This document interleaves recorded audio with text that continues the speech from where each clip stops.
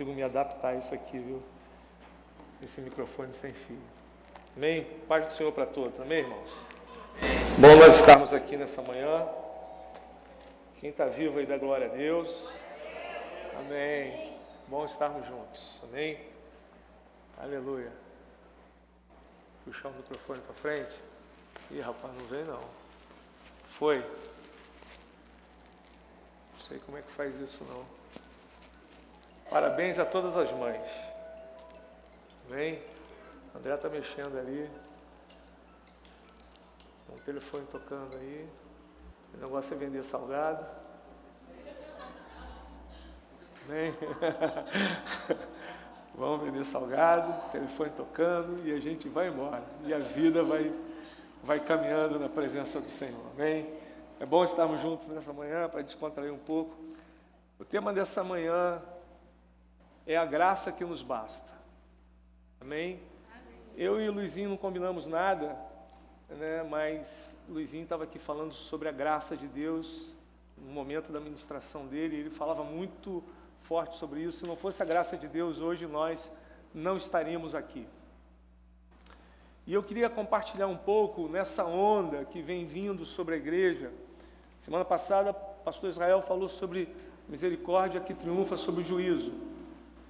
Então eu queria, assim, na direção do Senhor, falar um pouco sobre essa graça, sobre a graça que nos basta, nessa vida tão ansiosa que nós vivemos, buscando tantas coisas, um desespero muito grande que nós estamos vivendo nesses dias.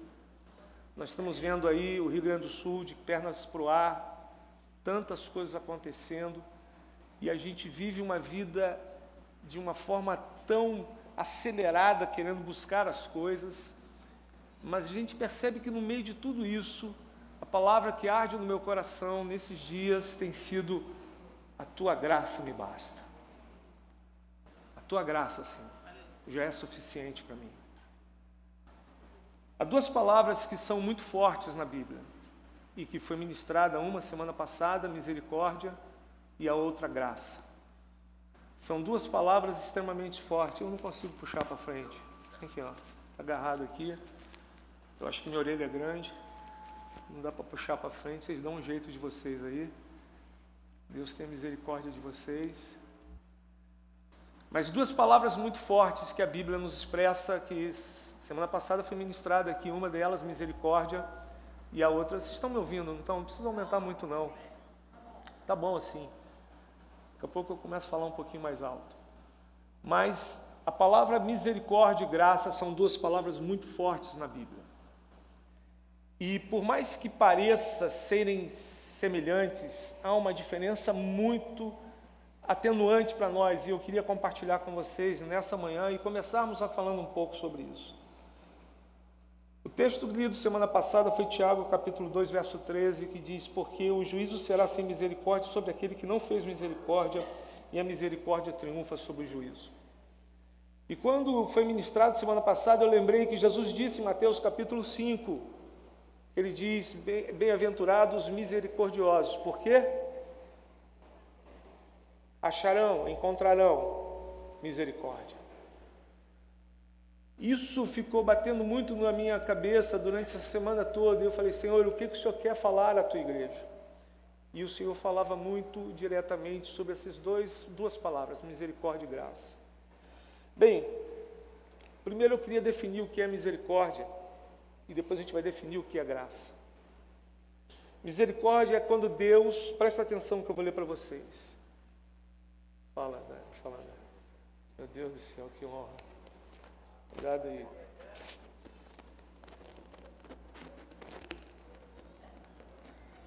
Pastor, deixa alguém me tocou. Esse tipo de mim saiu virtude. Se botando a mão em mim assim, eu acho que eu vou cair, André, peraí. Hein? Melhorou? Esse André não olha não, viu? Obrigado, Débora. Amém?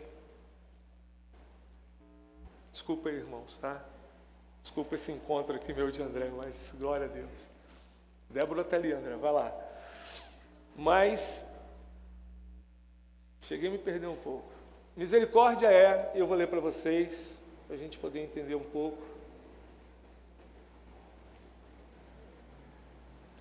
que é misericórdia? Misericórdia é quando Deus não nos dá o mal que merecemos.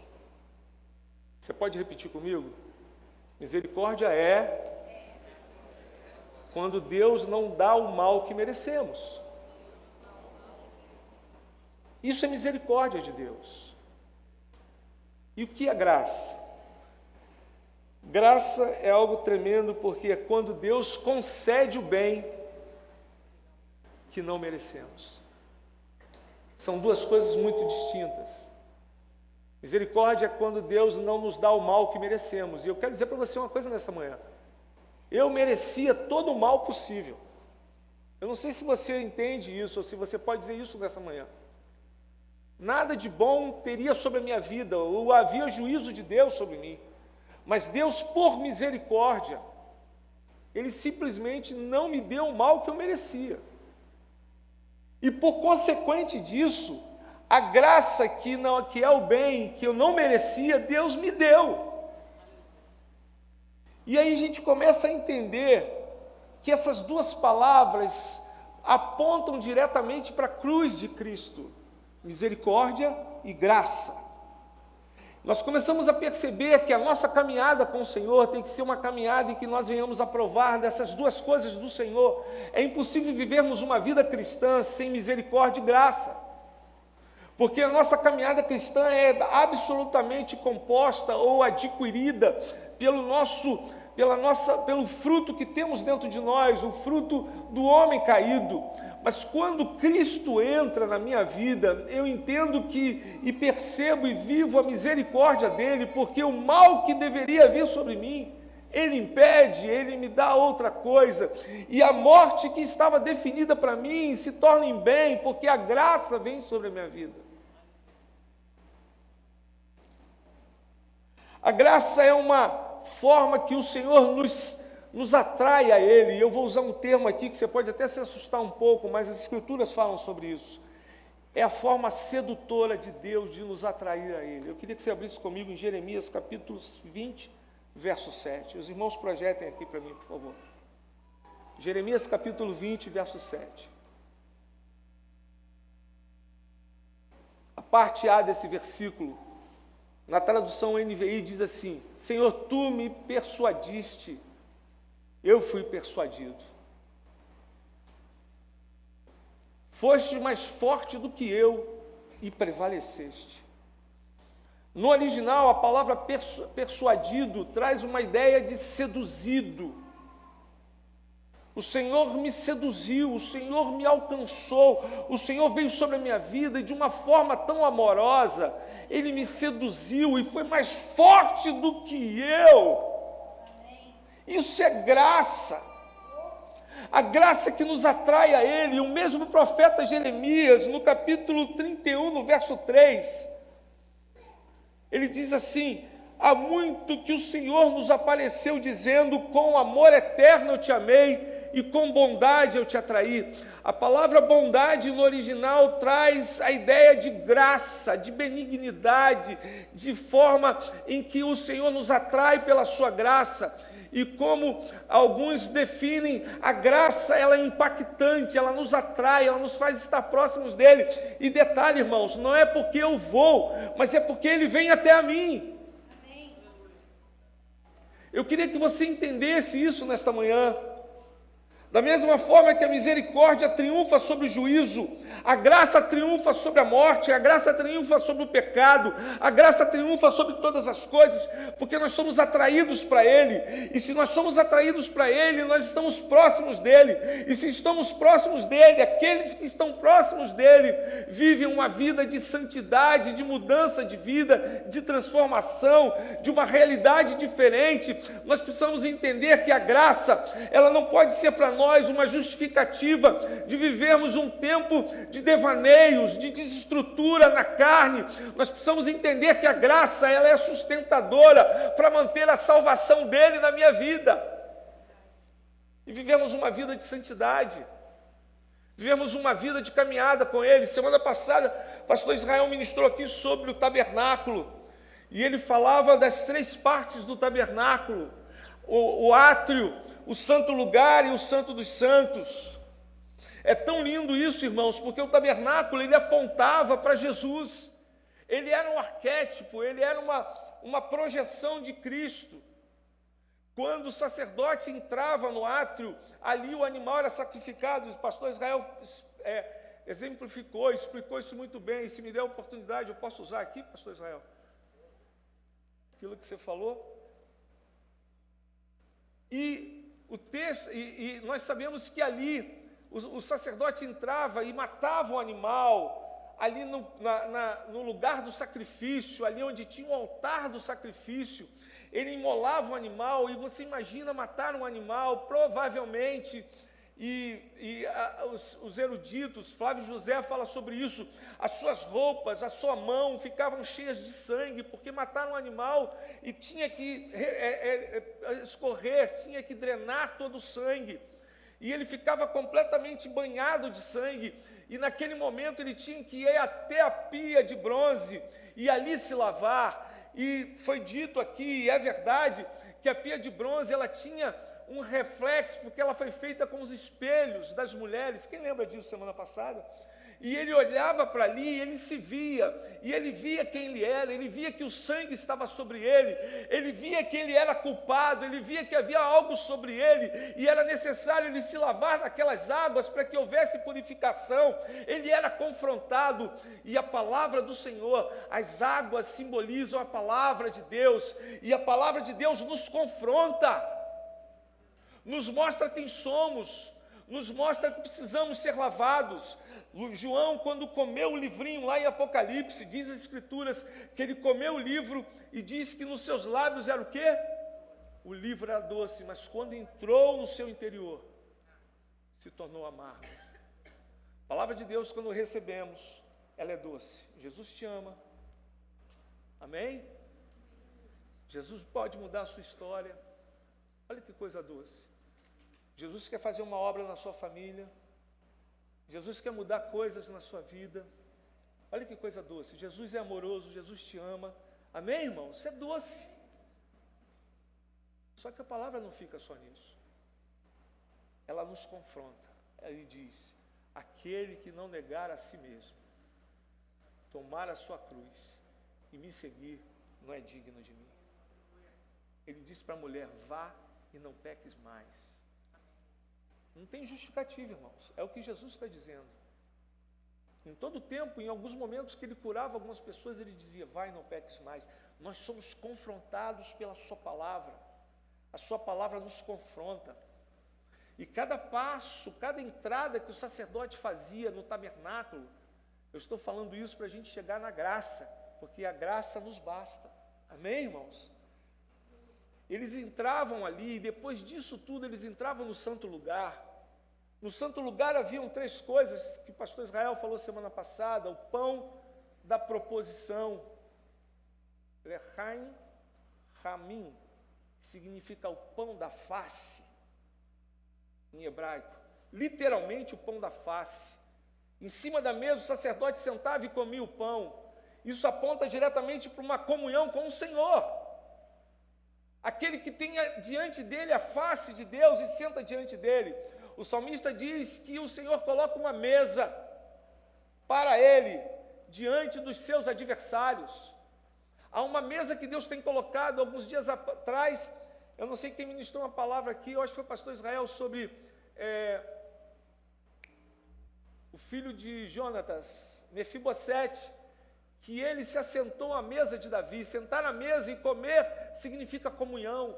E nós vamos entrando nesse relacionamento com Deus. A menorá, que simboliza o fogo de Deus, o Espírito. Ali o incensário, que significa as orações e adoração. E nós vamos entrando, e uma vez por ano o sumo sacerdote entrava no santo lugar, até que Jesus rasga o véu e disse que agora todos nós temos acesso. A graça foi liberada para nós. No passado, um homem só entrava, um homem só podia chegar e entrar ali, ver a arca e ministrar diante do Senhor, mas a graça foi liberada para nós, e de uma forma tão poderosa que o véu se rasgou de cima a baixo, de Deus para o homem. A tua graça me basta, Senhor. Há um ditado que diz, no nosso meio secular, que diz: quem não é visto, não é lembrado. Você já ouviu isso? Alguém já ouviu isso? Quem não é visto, não é lembrado. Às vezes a gente diz isso nos meios corporativos, você precisa ser visto. Mas eu quero dizer para você que a graça de Deus, ela nos alcança de uma forma tão tremenda que nós não precisamos estar na vitrine, irmãos. Vou dar alguns exemplos para vocês. Gideão estava batendo trigo escondido e a graça de Deus foi lá e alcançou ele. José estava no cárcere escondido e a graça de Deus foi lá e alcançou ele. Davi estava lá cuidando das ovelhas e a graça de Deus foi lá e alcançou ele. Nós não precisamos estar de aparências, nem aparentar, nem viver uma vida de aparências. Nós não precisamos expor, muitas das vezes, e tentar aparecer, porque é Deus que levanta a mim e a você. É Deus que nos encontra com a sua graça. Daniel estava no reino de Beltsazar, esquecido. E Deus começa a escrever nas paredes do palácio e ninguém consegue entender. E precisam chamar quem? Daniel. E Daniel volta ali e Deus exalta ele de novo. Eu quero dizer para você, é Deus que nos encontra com a sua graça. Nós não precisamos viver e tentar nos apresentar. Eu não estou querendo fazer apologia, sabe, de você se esconder, não é isso. Mas olha, guarda o teu coração, fique em paz, porque é Deus que vai honrar a mim e a você nas situações que estamos vivendo. Você não precisa de empurrão de ninguém, irmãos. Isso até atrapalha às vezes. E eu estou falando de coisas que são às vezes naturais, mas quando falamos de coisas espirituais, nós atingimos uma percepção ainda maior. A palavra do Senhor nos fala que Paulo estava num lugar e alguns filhos de um judeu foram orar por uma pessoa que estava endemoniada, e essa pessoa, esse demônio disse para eles: olha, eu não conheço vocês, não sei quem são, mas eu sei quem é Paulo e conheço Jesus. Quando nós caminhamos com o Senhor e quando a graça nos encontra, nós somos conhecidos no mundo espiritual. Aonde chegamos, há diferença. Eu vou contar uma história para vocês que aconteceu comigo há muitos anos. Há muitos anos atrás, eu fui visitar uma família, não vou citar nomes aqui, fui visitar uma família, e quando eu cheguei na casa dessa família, eu escutei uma oração acontecendo, como se fosse uma oração, um burburinho acontecendo na casa dela, e essa pessoa morava numa vila, a casa dela, se eu não me engano, era a penúltima casa, eu escutei uma confusão, um burburinho, e quando eu falei: o que está acontecendo? E começou muito barulho, eu fui entrando, quando eu cheguei ali, irmãos, havia uma pessoa que era irmã da esposa do rapaz, estava completamente possuída. Para quem não crê, irmãos, o demônio se manifesta, o demônio possui pessoas, e nós precisamos entender que Deus tem te chamado para viver e para ministrar libertação sobre vidas. Eu vi isso acontecer e eu louvo a Deus, porque uma das pessoas que me ensinou muito a caminhada com questão a cura e libertação foi o nosso irmão Natanael, esposo da Cleonice. Vi muitas coisas acontecerem. Nesse dia, quando eu cheguei, a mulher estava agarrada no pé da sua irmã, com as mãos deitada no chão, parecia uma cobra, segurando o pé dela e falando: eu vou te matar. E quando eu pisei na casa, irmãos, olha, para a glória de Deus, aquele demônio disse: o que você veio fazer aqui? Eu te conheço. E naquele momento, irmãos, o Senhor deu graça, e aquela mulher foi liberta, aquela família foi alcançada, e Deus fez uma obra tremenda naquela casa, porque nós, quando somos alcançados pela graça de Deus, nós somos conhecidos, seja no mundo espiritual, seja nas situações diárias. É Deus que nos levanta, porque a graça do Senhor me basta. Eu não preciso de mais nada. A grande questão é que a vida é uma professora implacável. Sabia disso? A vida é uma professora implacável. E o que eu aprendi e tenho aprendido? Na nossa vida comum, compartilhamos até isso lá no nosso grupo familiar na quarta-feira. Cadê o pessoal do grupo aí? Amém? Compartilhamos isso. Na nossa vida comum, nós precisamos estudar, aprender para fazer a prova. Não é isso? Mas na vida cristã não é assim. Você tem que passar a prova, e quando você passa a prova é que você aprende. Na vida comum nossa, nos nossos estudos, a gente tem que estudar, se preparar, aprender para a gente poder fazer a prova. Mas na vida comum é diferente, você tem que passar a prova para você aprender, para você entender o que Deus tem para a sua vida. Para você crescer espiritualmente, é completamente diferente. E nós às vezes vivemos um tempo de querer aprender para saber o que vamos fazer, mas Deus está nos dando oportunidades de vivermos provas de amor e provas constantes com Ele, para que Ele caminhe conosco e nos mostre que Ele é o Senhor. O último passo do sacerdote era entrar no Santo dos Santos e ver a face de Deus. Essa é a caminhada de santidade. Precisamos nos lavar na palavra, precisamos entender o sacrifício de Cristo, precisamos nos olhar quem somos, precisamos sentar à sua mesa e comer, precisamos ser cheios do Espírito, precisamos ter uma vida de oração, de adoração, e dessa forma nós conseguimos entrar diante da face do Senhor, porque é Ele que vai ministrar em nossas vidas. Essa é a caminhada cristã. Isaías diz que há um caminho de santidade. Se é um caminho de santidade, nós precisamos trilhá-lo. E ele diz mais: só os remidos entrarão por ele. Só os remidos, aqueles que conhecem o Senhor. É um caminho. Santidade é algo diário, caminhada diária com o Senhor. E a prova, viver a prova, é algo tremendo. Quando nós olhamos isso, eu não estou querendo fazer apologia de sofrimento, não estou querendo fazer apologia de nada disso. O que eu quero é despertar a igreja no Senhor, porque Deus já tem me despertado, que nós precisamos viver relacionamentos com Deus, e os relacionamentos com Deus são vividos por provas e por tantos momentos que Ele nos propõe e nos dá para vivermos e passarmos e sairmos vitoriosos. Irmãos, não tem ninguém na Bíblia, veja, não há nenhum momento na Bíblia em que você vai ver alguém que já começou muito bem.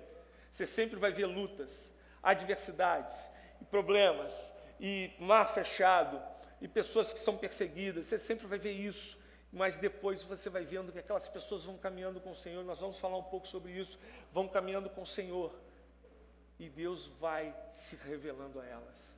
Você quer provar a revelação de Deus na sua vida? Você quer provar a presença de Deus na sua vida? Deixa Deus colocar na sua vida, na minha vida, situações em que nós possamos exaltar, glorificar e dizer: o Senhor é Deus, porque a tua graça me basta. Precisamos disso, irmãos. Não importa se é uma enfermidade, não importa se é algo difícil, não importa se é algo que parece impossível para você.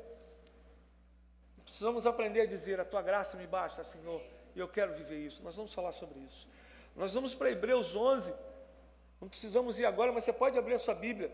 Você vai ver que todos os heróis da fé que estão ali, todos, sem exceção, nenhum deles diz assim: ele era muito bom, tudo estava tranquilo com ele passou maravilhas, ele passou tranquilidade. Todos os heróis da fé que estão em Hebreus capítulo 11 passaram por adversidades, passaram por provas, passaram por situações em que foram provados por Deus. Por isso que eu disse para você que Deus nos prova para aprendermos. Não é a nossa vida secular, a nossa vida comum que nós precisamos aprender para passarmos na prova. Pelo contrário, Deus nos prova, e dessa forma nós aprendemos e passamos com Ele e chegamos ao que Ele tem para nós, e aprendemos e vencemos. Amém, irmãos?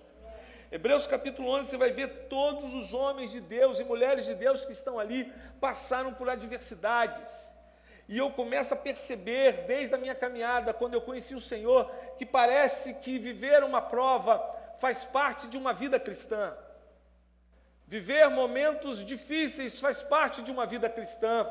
Nós não podemos criar uma perspectiva ou criar no coração da igreja uma sensação de que tudo vai ser bom. Não é, porque virá muitas coisas difíceis, e quanto mais os dias vão se aproximando até o dia do Senhor, a igreja vai ser perseguida, a igreja vai passar por situações, e nós não podemos deixar de falar isso. Quanto mais que vai se achegando e percebendo que a chegada do dia do Senhor está próxima, mais as coisas passarão. Eu já falei isso algumas vezes e repito aqui, nesse momento que você está aqui, no ar-condicionado. Amém, irmãos? No ar-condicionado. Olha para quem está do teu lado e diz para ele assim, é uma bênção estar com você aqui.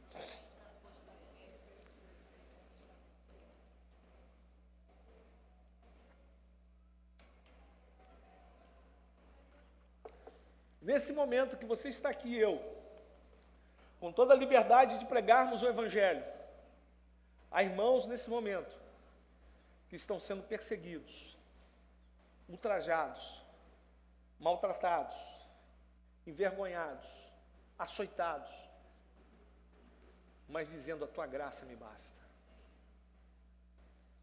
Nós precisamos entender isso, irmãos, e precisamos ser coniventes no sentido de chorarmos com isso. Precisamos ser completamente, vivermos isso de forma intrínseca com esses irmãos, orarmos por eles, clamarmos ao Senhor pela vida desses irmãos.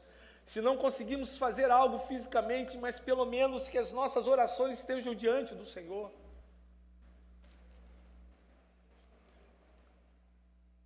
Veja o que diz Tiago, capítulo 1, verso 2.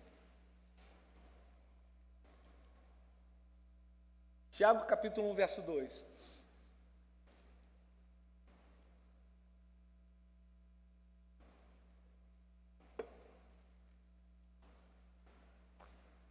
Bem-aventurado o homem que persevera na provação. Verso 2, não é 12 não. Meus irmãos, considerem motivo de grande, o que está escrito ali? Grande alegria, o fato de passarem por diversas provações. Tiago está dizendo isso, que é uma grande alegria passar por diversas provações. Porque é exatamente o que nós falamos, quando somos provados, nós crescemos. Tem gente que quer fugir de provação, tem gente que quer fugir de problema, tem gente que quer correr de situações, mas eu quero te dizer uma coisa, todo tempo nós vamos viver adversidade. Jesus não prometeu uma vida fácil, Jesus prometeu, foi uma vida eterna. Jesus não prometeu vida fácil, vou repetir para ficar bem gravado na sua e na minha cabeça. Jesus não prometeu uma vida fácil, Jesus prometeu uma vida eterna que nos espera. Eu não sei quantos podem dar glória a Deus nessa manhã. Ele disse, e eu vou repetir, tem até, às vezes se torna um jargão no nosso meio: no mundo tereis aflições, mas tende bom ânimo, eu venci o mundo e vós vencereis. A palavra vencedor está sobre a minha vida e sobre a tua vida, meu querido. A palavra ser vencedor está sobre a tua vida, minha irmã. A palavra que as aflições virão, mas nós venceremos, está sobre nossa vida. E nós somos mais que vencedores em Cristo Jesus. Paulo declara isso. Daqui a pouco nós vamos falar sobre alguns textos. Ter alegria no meio de provações. É muito difícil, mas com o Senhor, a tua graça me basta, Senhor. Somos levados a Hebreus capítulo 11, verso 13, 14, 15 e 16. Eu queria que projetasse aqui, por favor. Como é que nós conseguimos passar provações e ao mesmo tempo nos alegrarmos? Hebreus capítulo 11, verso 13, 14, 15 e 16. Por favor.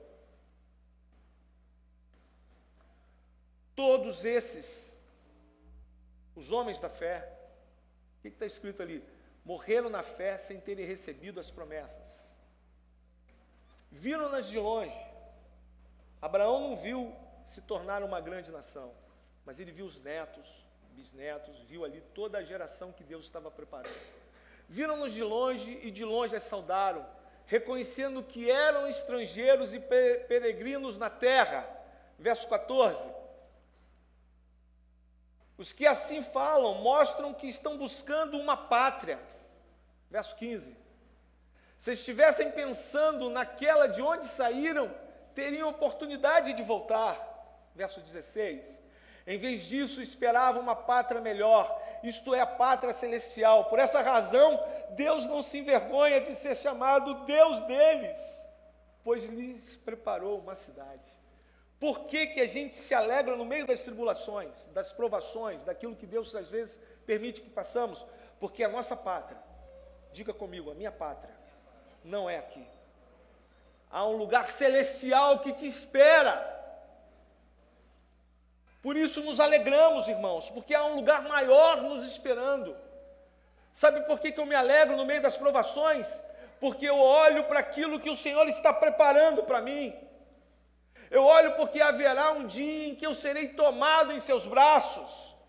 Eu creio que um dia o Senhor virá e me buscará e me tomará nas suas mãos, porque em João ele diz que eu vou preparar lugar para vós. Antes ele diz, não se turbe o vosso coração, credes em Deus, credes também em mim, na casa de meu Pai há muitas moradas.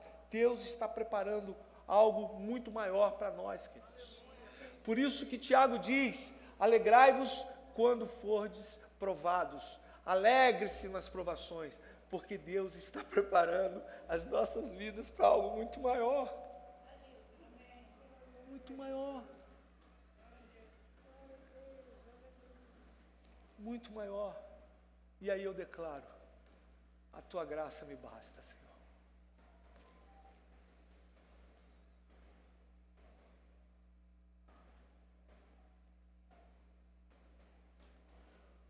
Eu queria andar um pouco para nós terminarmos. Eu vou saltar aqui algumas coisas que eu falaria, não vou falar. Mas eu queria já te levar a 2 Coríntios capítulo 12, verso 7 ao verso 10. Enquanto você abre, eu queria te lembrar duas coisas. A primeira, quando Jeremias diz, com amor eterno eu te amei, e com bondade ou com graça eu te atraí. Amém? Isso é doce demais para nós, né? Somos atraídos por Ele, pela sua graça. Mas eu queria te lembrar também, quando Oséias, no capítulo 2, no verso 14, diz o seguinte, a levarei ao deserto, para lhe falar ao coração. É no meio das provações, queridos, que Deus fala ao nosso coração. Eu não sei quantos podem nessa manhã levantar a mão e dizer, é verdade, Senhor. É verdade, Senhor. Porque é no meio das provações que Deus fala ao nosso coração. 2 Coríntios capítulo 12, verso 7 ao verso 10, diz assim, Paulo, para evitar que me exaltasse por causa da grandeza dessas revelações, foi-me dado um espinho na carne, um mensageiro de Satanás, para me atormentar. 3 vezes pedi ao Senhor que o tirasse de mim. Ele, porém, me disse, a minha graça é suficiente para você, ou a minha graça te basta, pois o meu poder se aperfeiçoa na fraqueza. Portanto, eu me gloriarei ainda mais alegremente nas minhas fraquezas, para que o poder de Cristo repouse em mim. Verso 10. Por por Cristo, alegro-me nas fraquezas, nos insultos, nas privações, nas perseguições, nas angústias, pois quando sou fraco, então é que sou forte. E eu queria falar um pouco sobre Paulo agora, rapidamente, mas eu queria falar dele centralizando Cristo em tudo isso, porque nós vamos centralizar Cristo. Paulo passou por muitas dificuldades, privações financeiras e físicas. Amém? Amém, queridos? Obstruções da pregação do Evangelho. Foi muitas das vezes obstruído de pregar o Evangelho. Passou por prisões e açoites. Em Jerusalém enfrentou oposições das autoridades religiosas. Quem sabe, Deus vai permitir que venhamos a sofreram oposições, não de autoridades religiosas, mas de STFs e afins. Prepara o teu coração nisso. Antioquia foi expulso da cidade. Corinto sofreu hostilidade e críticas durante a sua estada ali, lá em Corinto. Lá em Corinto ele passou isso. Foi chamado, sabe de quê? No meio de 2 cartas que ele escreveu, impostor. Você é um falso apóstolo. Você é um falso profeta. Em Coríntios 13 ele fala do amor. 1 Coríntios capítulo 13. Em Éfeso, oposição dos artesãos que na pregação apontavam ameaça ao comércio dos ídolos no local. A igreja não pode se calar. A igreja tem que proclamar a nossa nação que nós estamos vivendo debaixo de idolatria. Nós não podemos, seja o que for que venhamos a passar, porque a tua graça me basta, Senhor. Em Filipos, batalhas espirituais, lembra da jovem adivinha? Que ele expulsou um demônio dela?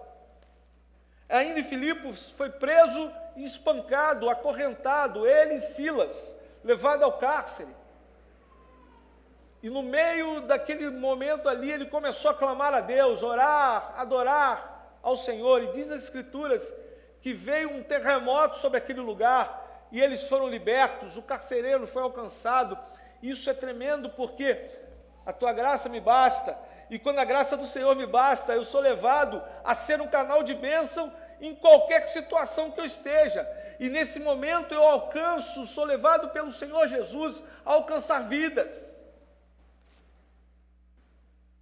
Em Tessalônica e Bereia, teve uma oposição muito forte, teve que fugir. Em Atenas foi chamado de tagarela. Você é um tagarela, você fala demais.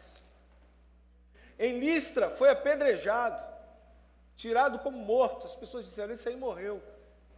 E naquela noite, parece que o Espírito de Deus, a Bíblia não fala sobre isso, mas eu entendo. O Espírito de Deus veio sobre ele, os seus ossos se ajuntaram. Irmãos, imagina uma pessoa apedrejada. E na mesma noite, se levantar e sair. É Deus que faz esse milagre. Amém, igreja? Sofreu um naufrágio. Uma cobra mordeu. E assim vai. Eu sinceramente não sei o tempo que demorou as 3 orações do Paulo. Não sei. Mas ele disse que 3 vezes, eu queria que deixasse lá para mim, por favor. 3 vezes ele orou ao Senhor. Eu não sei se é como as minhas orações, que oro às vezes seguidamente. Eu não sei se ele orou uma vez e esperou um tempo, depois orou de novo, esperou mais um tempo e orou de novo. Às vezes a gente ora e quer que as coisas sejam rápidas na nossa vida. Você é assim ou sou só eu? Quem é assim? Oramos e queremos que as coisas aconteçam rápido. Eu não sei o tempo que Paulo demorou nessas 3 orações, qual foi o hiato, qual foi o espaço, a lacuna das suas orações, mas o texto nos fala que ele orou 3 vezes. E na 3ª vez o Senhor disse, a minha graça te basta. A questão é, o que nós queremos ouvir do Senhor nas nossas orações? Queremos ouvir a resposta positiva? Queremos ouvir uma resposta que nos dê uma sensação de que está tudo tranquilo, tudo bem, que as coisas vão mudar? Será que estamos preparados para ouvir, a minha graça te basta, porque o meu poder se aperfeiçoa na tua fraqueza? Paulo diz isso porque ele foi um homem que Deus levantou de uma forma tremenda, e Deus permitiu que no meio das suas provações, que foram tantas, irmãos, eu não passei nada, você e eu não passamos nada do que Paulo passou, nem um pinguinho, nem a ponta da unha do que ele passou. E nós às vezes vivemos um tempo de sermos orgulhosos e vaidosos, achando que somos alguém, porque temos a oportunidade de pregar, porque temos a oportunidade de falar, porque temos a sabedoria que Deus tem nos dado. Eu quero te dizer uma coisa nesta manhã, a graça do Senhor me basta, prefiro deixar tudo para trás e permanecer com a graça de Deus.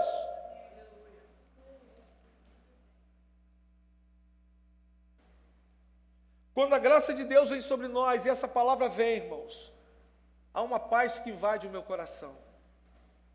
Lembro que alguns anos atrás eu ouvi uma palavra dessa do Senhor: a minha graça te basta, porque o meu poder se aperfeiçoa na sua fraqueza.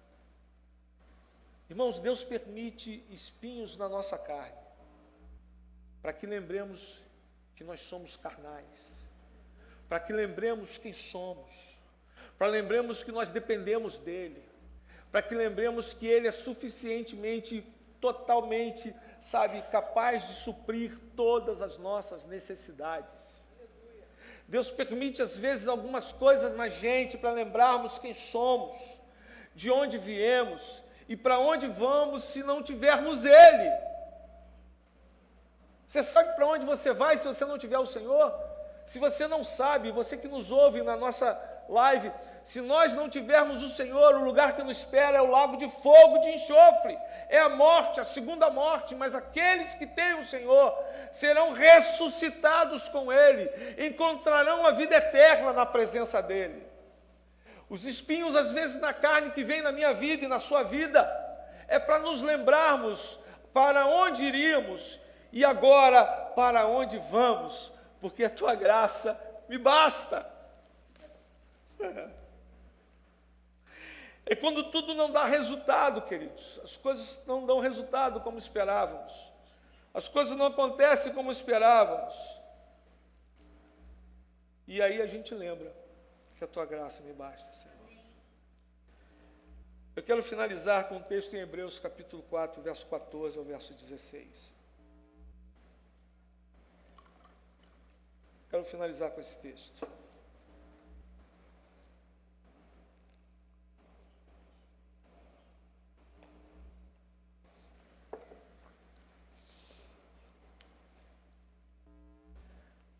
A misericórdia triunfa sobre o juízo, amém, irmãos?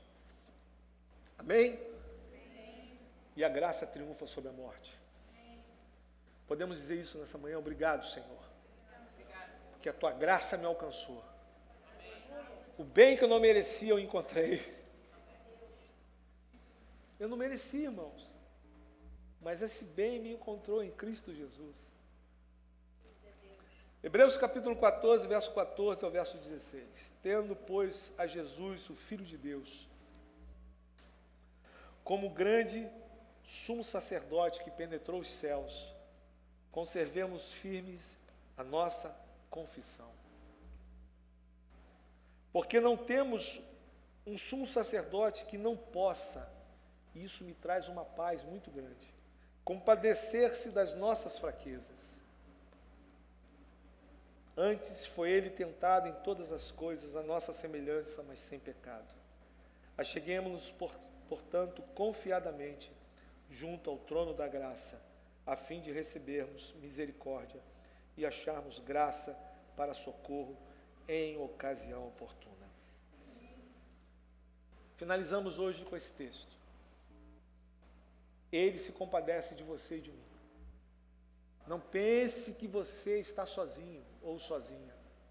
O Senhor está caminhando contigo. Não pense que Ele dizer a minha graça te basta, é que Ele esqueceu de você. Pelo contrário, Ele está do teu lado. Porque a graça dEle é suficientemente capaz de me manter alegre, firme, no meio de todas as adversidades que vivemos. Eu queria chamar o pessoal do louvor, para nós estarmos aqui adorando o Senhor. Graça do Senhor seja sobre a tua vida.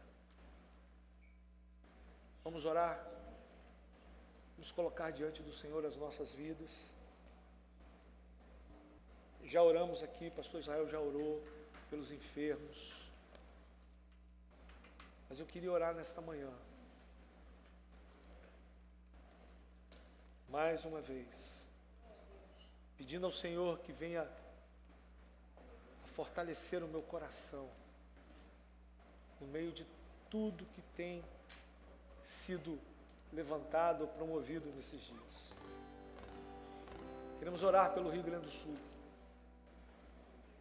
Difícil, irmãos, dizer para alguns irmãos lá, a graça do Senhor basta sobre a tua vida. Muito difícil falar isso. Pessoas que perderam famílias, perderam entes queridos, perderam tudo. Não sabemos até como vai acontecer daqui para frente. As cidades completamente devastadas. Mas uma coisa eu digo, irmãos, eu só quero a graça de Deus na minha vida. Só isso que eu quero.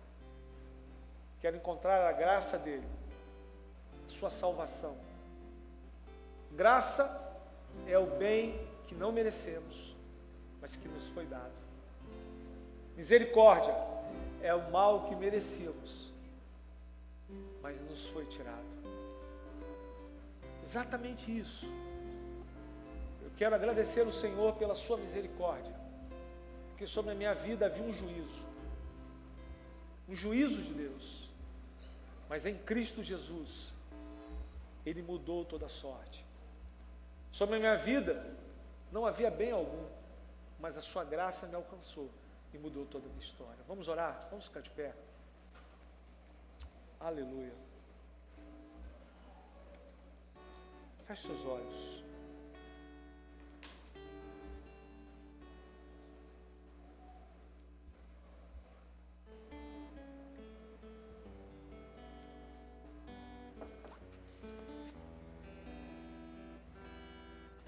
Aleluia. Queria que você falasse com o Senhor nesta hora. Deixasse o Espírito de Deus visitar a sua vida nesta manhã. Ministrar ao teu coração. Falar profundezas do Senhor. Irmãos, Deus quer se revelar a cada um de nós. Deus quer falar conosco. E quando eu digo falar conosco, necessariamente não quer dizer que vamos ouvir a voz de Deus aos nossos ouvidos. Mas Ele quer falar contigo na sua palavra, na sua vida de oração, no seu dia a dia. Deus quer te encher com essa presença dEle, que quebra todos os sofismas, todas as mentiras, todos os enganos. A presença do Senhor quebra tudo isso. É tempo de quebrar, é tempo de derrubar sofismas, mentiras de Satanás. Em nome de Jesus. Pai, nesta manhã nós queremos orar ao Senhor. Pedir que o Senhor venha sobre nós. Queremos orar ao Senhor, Pai, e dizer, Pai, que a Tua presença já é suficientemente para nós o bastante, Senhor. Ah, Senhor, como Moisés disse, mostra-me a Tua face. E o Senhor diz que homem nenhum viu a Sua face e viveu, Senhor. Mas o Senhor completa: colocarei você na fenda da rocha, e a minha bondade passará diante de ti. A rocha, de um sentido figurado, é Jesus. E quando nós somos introduzidos em Cristo, quando nós somos inseridos em Cristo, a bondade, a graça do Senhor passa sobre nossas vidas, Pai. Queremos nesta manhã, Senhor, te pedir que o Senhor vá de encontro a todas as dificuldades que o teu povo tem vivido nesses dias, as lutas, as necessidades às vezes de moradia, as necessidades às vezes, Senhor, de papéis que precisam correr na justiça.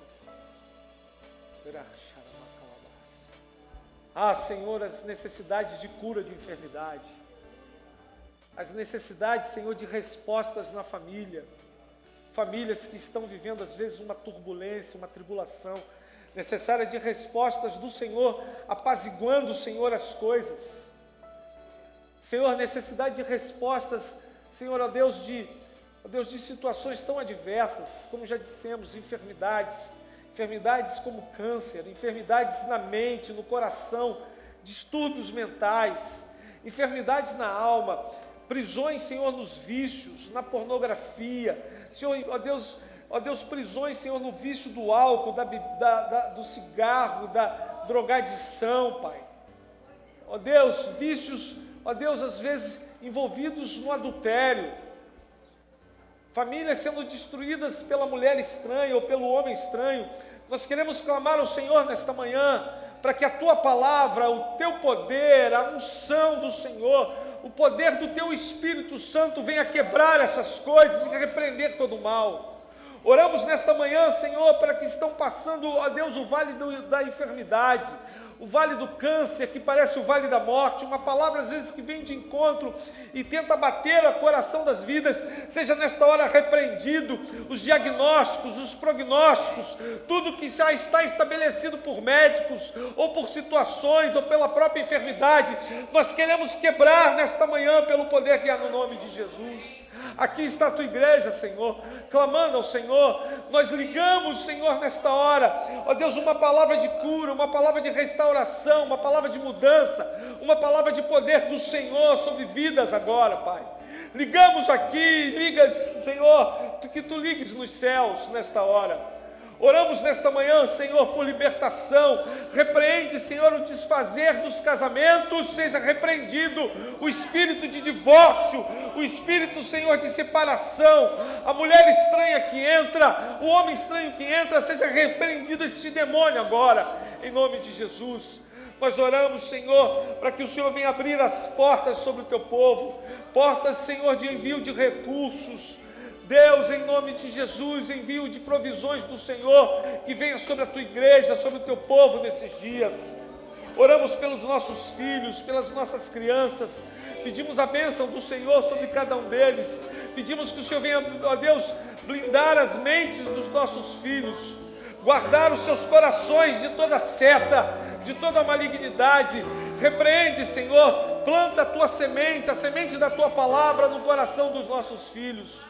Seja tempo, Senhor, de o Senhor levantar neste lugar, ó Deus, crianças, adolescentes, jovens, homens e mulheres, cheios do Teu Espírito. Oramos por batismo por Espírito Santo, que o Senhor venha batizar com o Espírito Santo e com fogo. Senhor, incendeie o coração do Teu povo nesses dias.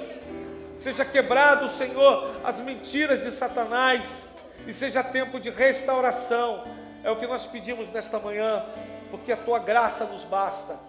A Tua graça nos basta, a Tua graça nos basta, Senhor, e nós queremos isso nesta manhã, no nome de Jesus. Amém e amém.